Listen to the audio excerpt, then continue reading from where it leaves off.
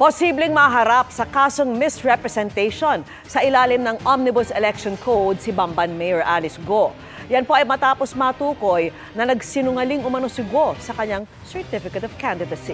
Nakatutok si Sandra Aguinaldo. Magsasagawa na ng preliminary investigation ng Commission on Elections o COMELEC kay Bamban Tarlac Mayor Alice Go.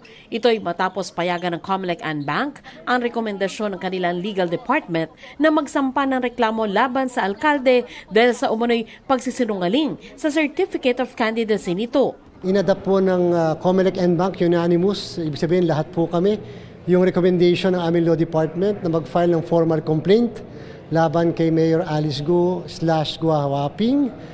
Nagsagawa ng investigasyon ng legal department ng COMELEC matapos lumabas sa fingerprint analysis ng NBI na si Mayor Go at ang Chinese national na si Go Huaping ay iisa.